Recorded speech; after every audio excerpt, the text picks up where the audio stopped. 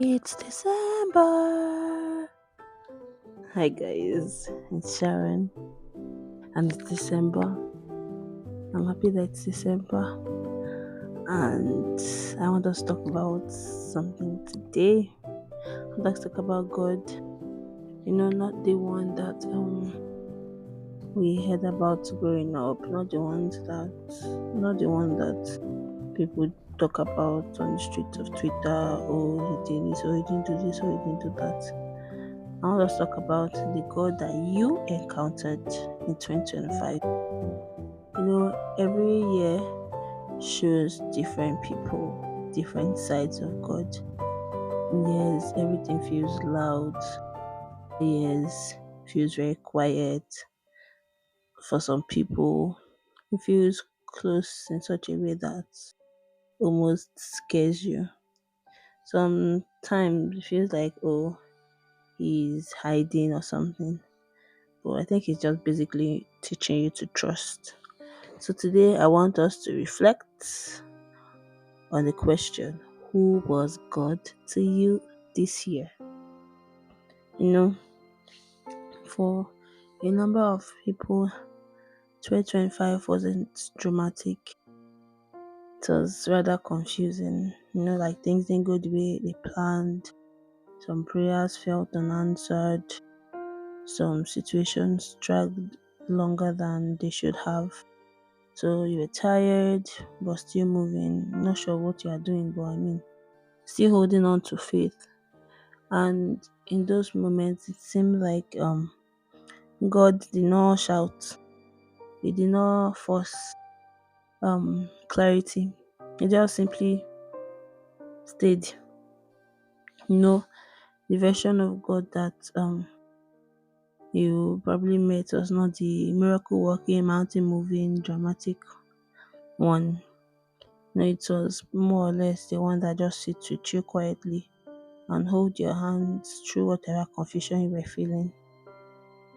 And to be honest, that matures you in ways that you would never have matured, to be honest. You know, this year, some of us met God who gently said, okay, this your bad habits cannot follow into your future.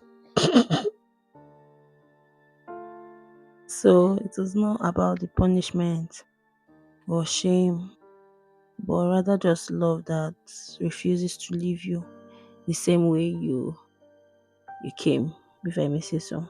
Or maybe he exposed a part of you that you did not particularly want to see. Maybe interrupted that relationship that you were forcing. By the way, guys, if you didn't go for a boot camp or you didn't stream a boot camp, what were you doing this past weekend? What were you doing? Anyways, back to what I was saying. Maybe it made you feel rather uncomfortable with cycles that you used to enjoy. I've said this before in a previous episode. Growth begins where comfort ends. And this year, God may have shown you a version of Himself that loves you too much to let you settle. For some other people, there were a lot of unexpected moments. Those certain provisions that did not make sense, that timing that you didn't plan for, the strength that you didn't realize you had until things happened. Those doors that basically opened quietly. Maybe one or two people that walked into your life right when you needed them. So you see that sometimes God doesn't answer with noise, He rather answers with alignment. And right in those moments, you realize that He has been working behind the scenes the entire time. He has been working behind the scenes the entire time. Now, there's this other group of people. They were not necessarily consistent Christians this year. They drifted, they got distracted, they got lazy. They chose vibes over discipline. They knew better, but they did not just do better. And instead of turning away from them, instead of turning his back at them, God waited. He waited patiently, softly, waited for them without pressure. So they met the version of God that gives space, the one that understands the limits of your humanity, the one that doesn't give up on people who are still becoming. The patience of God is one of the purest forms of His love. It is one of the purest forms of His love. And then this year, some people saw God's love show up in the smallest of ways. That closed door that later made sense, or that provision when you didn't even realize that you needed it, you didn't pray for it. You know, um, Apostle Aaron would say the providential God. Pastor Aaron would say the providential God. Maybe getting encouragement from random places, clarity right after the confusion. You shall get what I mean. Like, not everything was big. Some of the blessings were really quiet, but they were still from God, right? And sometimes the God you meet in a year is the one that basically just whispers to you in those moments rather than shouting. So at the end of this year, I feel like I met different versions of God this year. I met different versions of God this year, and I could not be more grateful.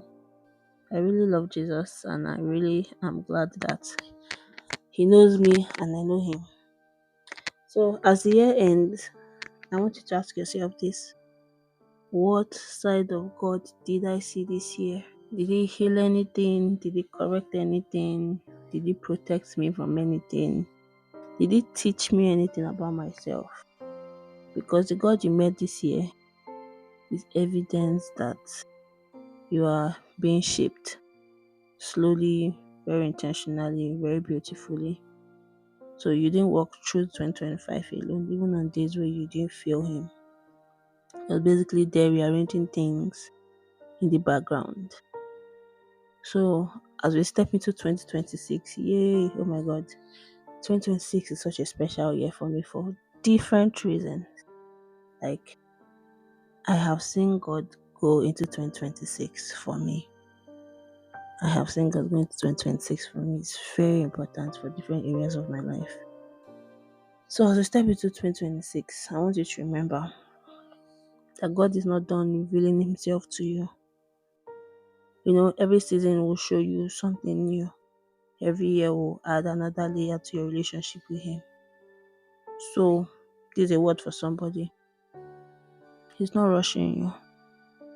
Neither is He disappointed in you. He's not leaving you either. So the God you met this year is the same God holding your hands and walking you into the next year. Yes, the one you met this year is the same one that is very willing and ready to walk with you into the next year and the next years to come. Okay? Thank you guys for listening today. I hope this reflection settles your heart. I hope you are making very interesting Christmas plans. I pray safety and peace for as many that are traveling, that are going from one place to the other, that are probably having to deal with some things. I pray that you realize that God is closer than you would have thought. Until next time, bye.